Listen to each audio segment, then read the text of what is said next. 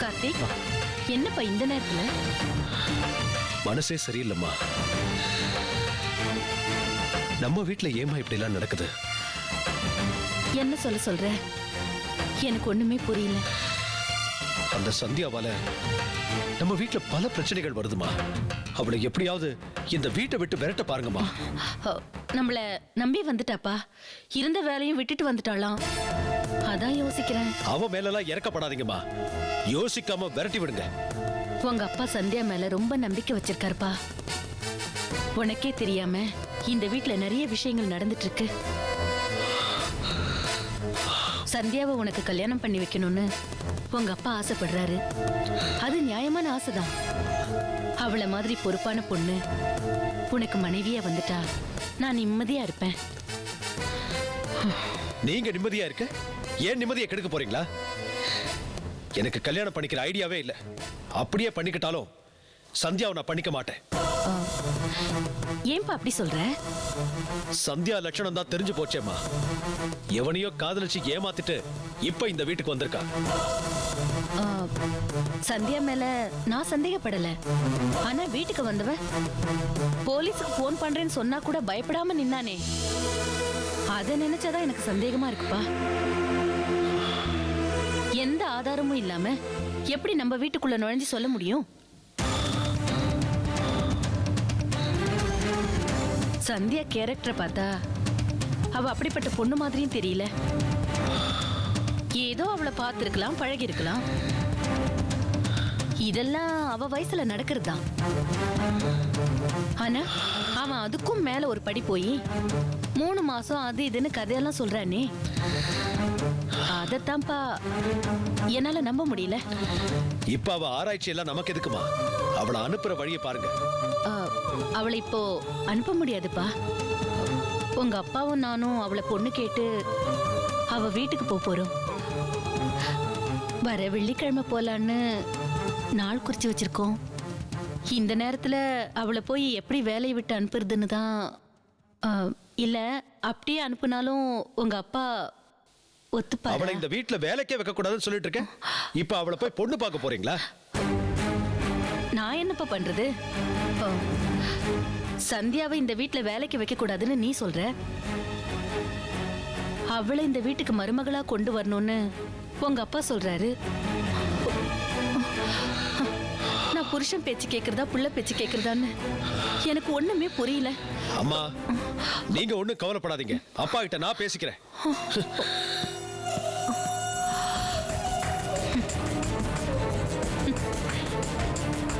எங்க போடணுமோ அங்கேயே போட்டாச்சு. அப்பாவையும் பிள்ளையும் மோத விட்டுட்டு நாம வேடிக்கை பார்க்க வேண்டியதுதான்.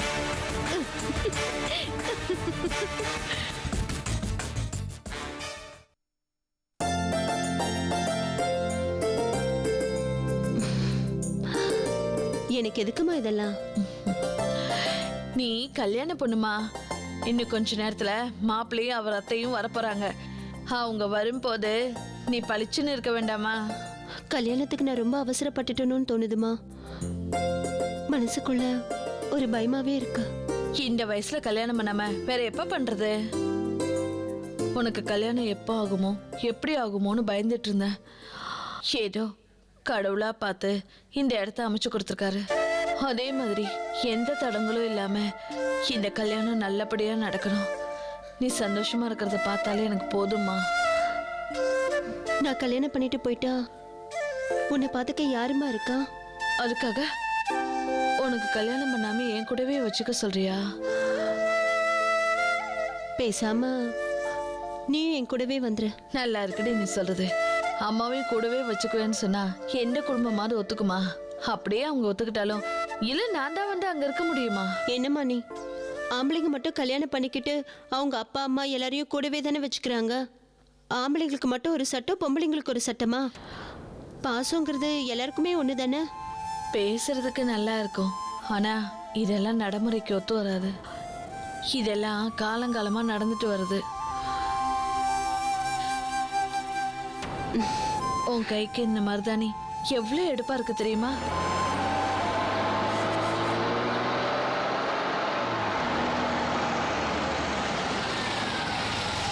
அவங்க வந்துட்டாங்கன்னு நினைக்கிறேன். பார்த்துட்டு வரேன்.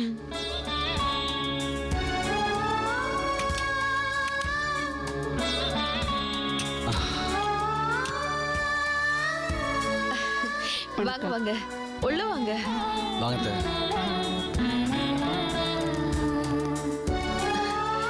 வாங்க உட்காருங்க. என் மருமக எங்க? உள்ள இருக்கா?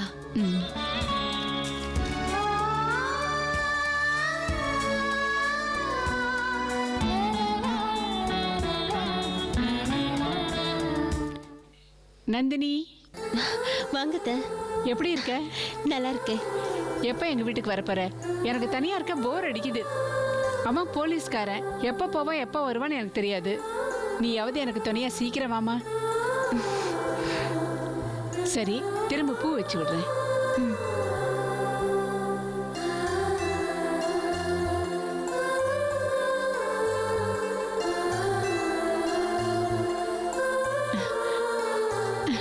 இப்ப நீ ரொம்ப அழகா இருக்கம்மா. சரி வா போலாம். வேண்டாத்த, நான் இங்கே இருக்கேன். இப்ப நீ வரல, விக்னேஷ் வீட்டுல வந்து என்னை கண்டபடி திட்டுவான். வாமா வா. சரி.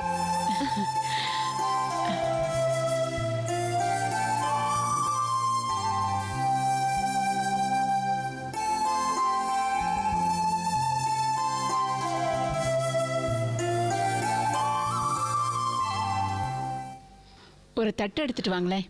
சரிங்க.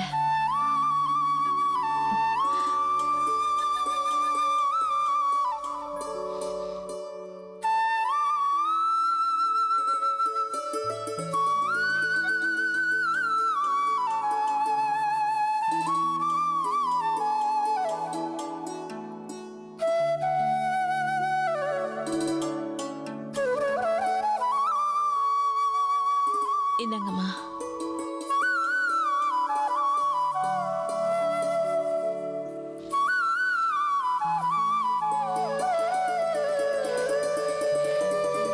விக்னேஷ், எழுந்திருப்பா. ஏன் தே? எழுந்திரு சொல்றேன். இதை அவங்க கிட்ட கொடு. நீங்களே கொடுங்க தே. நீ தான் கொடுக்கணும். கொடுப்பா.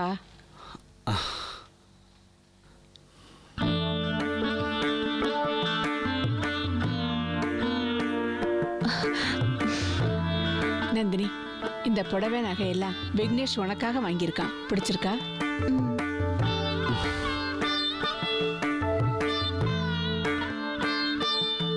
அத்தை, நாளைக்கு முக்கியமான சில பேருக்கு பத்திரிக்கைலாம் கொடுக்கணும்.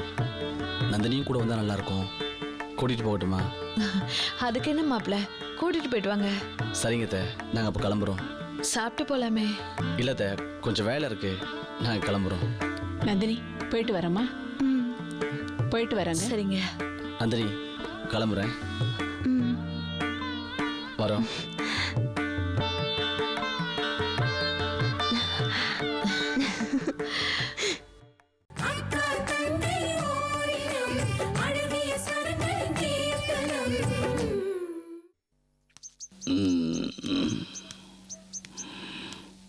என்னடா இது, வாழ்க்கையில் நம்ம ரேஞ்சும் ஏற மாட்டேங்குது, போட்ட சரக்குல போதையும் ஏற மாட்டேங்குது.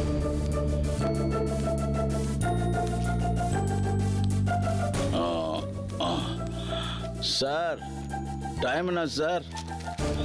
அட, நீங்க தானே? தாமதரான நிதானம் இல்லாம வர்றது மாதிரி தெரியுது. அட போயா, நிதானம் இல்லாம வரேனா? நம்ம ஃப்ரெண்டு ஒருத்தன் துபாய்க்கு கட்டட வேலைக்கு போயிருக்கான். அவன் வரும்போது வாங்கிட்டு வந்த சரக்கு கொஞ்சம் ஊற்றி கொடுத்தான். அது ஒன்றும் வேலைக்கே ஆகல. நமக்கெல்லாம் ஸ்காட்சு, விஸ்கி இதெல்லாம் வேலைக்கு ஆகாது. நம்ம நாட்டு சரக்கு சாப்பிட்டாதான் சும்மா ஜிவ்வுன்னு இருக்கும்.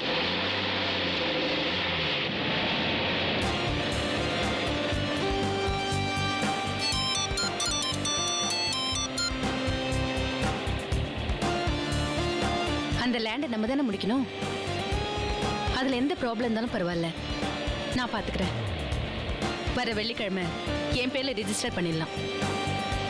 ஏன்னா கார்த்திக் மேல இருக்கிற சொத்தை இப்படி கொஞ்சம் கொஞ்சமா எடுத்தாதான் சரிப்படும். மொத்தமா என் பேருக்கு வாங்கிடணும். அதான் என்னோட பிளான். கரெக்டா பார்த்து முடிச்சிருங்க. உங்களுக்கு நான் என்ன செய்யணுமோ கரெக்டா அதை நான் செஞ்சிடுறேன். ஓகே, சரி, வச்சிடுறேன். ஏய், பேப்பர்ல என்ன நியூஸ் போட்டிருக்கான் பார்த்து சொல்லு. நான் நியூஸ்லாம் படிக்க மாட்டேன், 4 ராசி பலன் தான் பார்ப்பேன். ஆமா, ஒரு பெரிய பிரதமர் பாரு, 4 நட்சத்திரம் பார்த்து அமெரிக்கா இந்தியா ஒப்பந்தத்துல கையெழுத்து போட போற. கூலி வேலை செஞ்சு தினமும் 200 ரூபா சம்பாரிச்சு 100 ரூபா பொண்டாட்டி கையில கொடுத்துட்டு 100 ரூபாய்க்கு தண்ணி அடிக்க போற. இதுல எதுக்குடா 4 நட்சத்திரம் பார்க்க போற? வாங்கடா.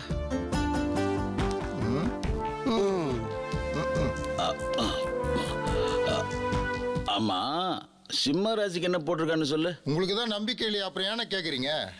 ஏய், வாய மூடுறா, கேட்டதுக்கு பதில் சொல்றா. என்ன போட்டிருக்குன்னு பார்த்து சொல்லு. அதை விட்டு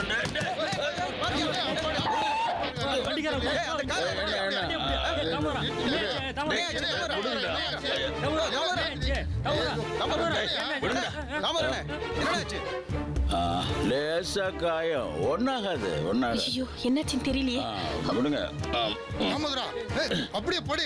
நல்ல பெரிய இடம் போல இருக்கு, நல்ல கலெக்ஷன் ஆகும். ஆமா, ஏண்டா அப்படியே படி. விடுங்கடா, விடுங்க. டிரைவர், என்னன்னு போய் பாருப்போம். தாமோதரா, கார்ல இருக்கிறது பெரிய பார்ட்டி. எவ்வளவு கறக்க முடியுமோ கறந்துடலாம். நீ பேசாம படு, நாங்க பாத்துக்கிறோம்.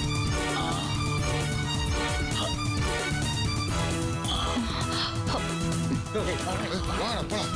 என்னடா?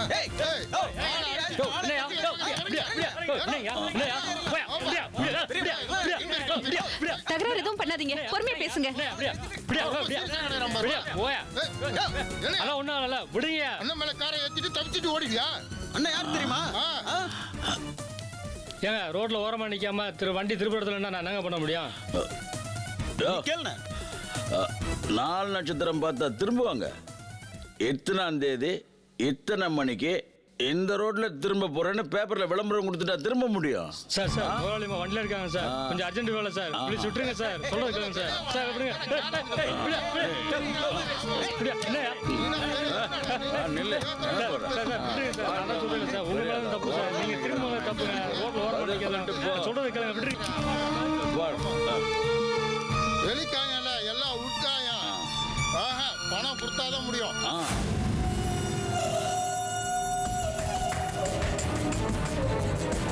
இந்த ஆளை எங்கேயோ பார்த்துருக்கோமே. இது சந்தியாவுடைய அப்பா வச்சே.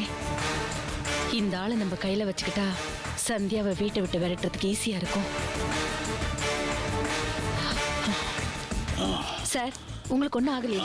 வாங்க, என் கார்லயே ஹாஸ்பிட்டல் போகலாம். கொஞ்சம் ஹெல்ப் பண்ணுங்களேன். அதெல்லாம் வேணாம் மேடம், பக்கத்துலயே ஆஸ்பத்திரி இருக்கு, நாங்களே பாத்துக்கிறோம். நீங்க எதனா போட்டு கொடுத்தீங்கன்னா நாங்க பாத்துப்போம். அப்படி சொல்றீங்களா? சரி, இதுல 5000 ரூபாய் பணம் இருக்கு, போய் டாக்டர் பாருங்க, செலவுக்கு வச்சுக்கோங்க. நன்றி மேடம், நாங்க பாத்துக்கிறோம். 5000 ரொம்ப அதிகமா. வாயை மூடு, வண்டியை ஒழுங்கா ஓட்ட துப்பு இல்ல. பேச வந்துட்டேன். அவர் உயிர் போயிருந்தா உன்னால தர முடியுமா?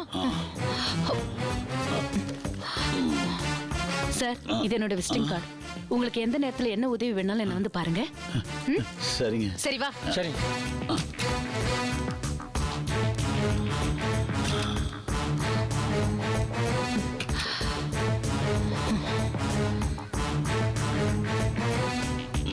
வண்டி எடு. சரிங்கம்மா.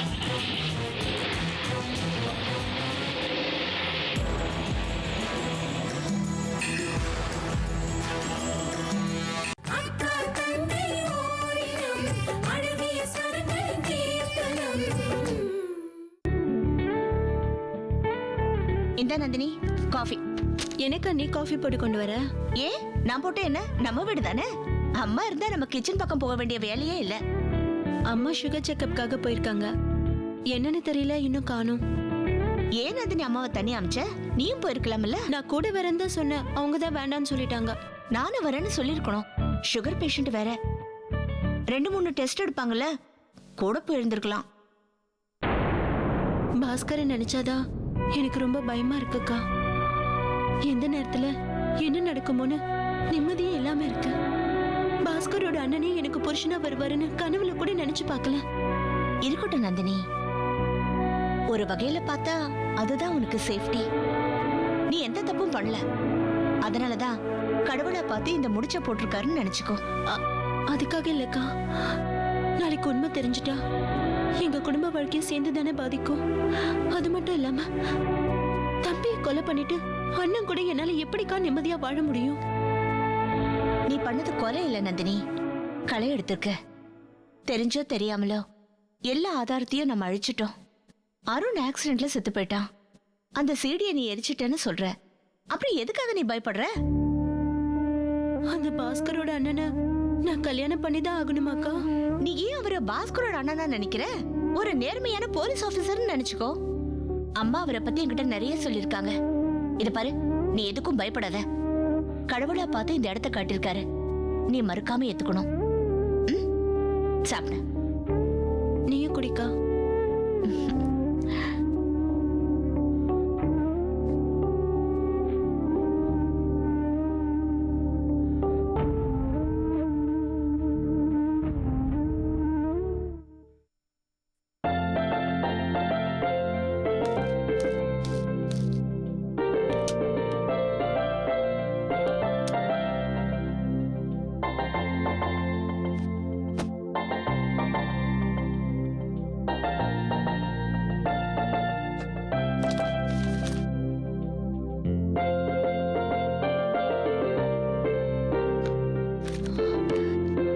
என்னதுமா இது? உன்னோட கல்யாண பத்திரிக்கை தாம்மா. இன்னைக்கு நாள் நல்லா இருக்குன்னு காலையில மாப்பிள்ளை வந்து கொடுத்துட்டு போனாரு.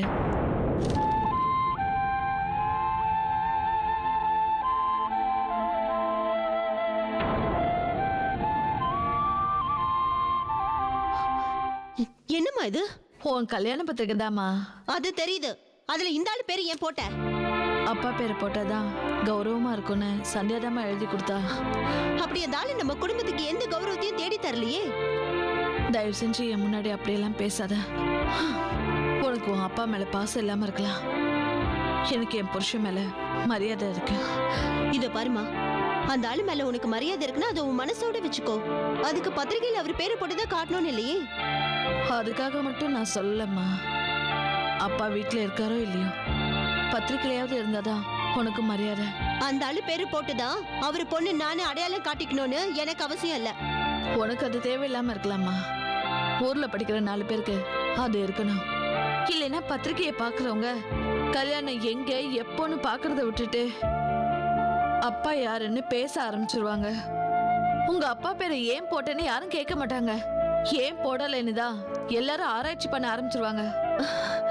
மா, என்னம்மா நீ? அந்த ஆள் இல்லாம தானே இத்தனை வருஷமா வளர்ந்துருக்கேன், படிச்சிருக்கேன்.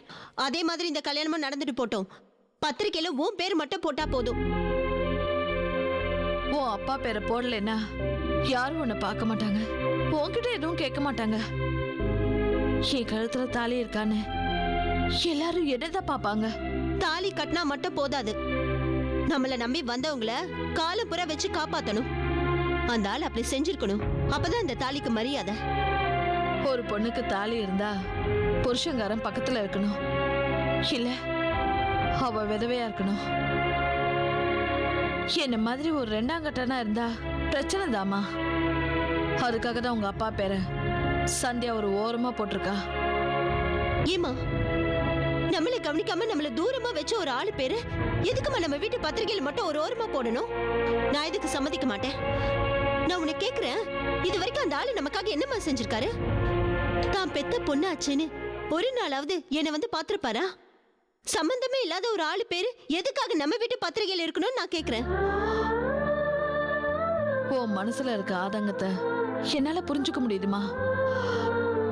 நீ சொன்ன மாதிரி சம்பந்தம் இல்லாத அப்பா பேரை இதுல போடலன்னா வெளியில நமக்கு சம்பந்தமே இல்லாத 4 பேர் அத பத்தி வாய்க்கு வந்தபடி பேச ஆரம்பிச்சிருவாங்க. உன் கல்யாண விஷயத்த வெளியில 4 பேர் ஆராய்ச்சி பண்ண வேண்டாமேனுதான் உங்க அப்பா பேரை இதுல போட சம்மதிச்சேன். இந்த பத்திரிகை கீழே அச்சிட்டோர் கலைமகள் அச்சகம்னு போட்டிருக்கே, அதுக்கும் நமக்கும் ஏதாவது சம்பந்தம் இருக்கா? உன் அப்பா பேரையும் அந்த மாதிரி ஏதோ ஒன்று நினைச்சிட்டு போமா.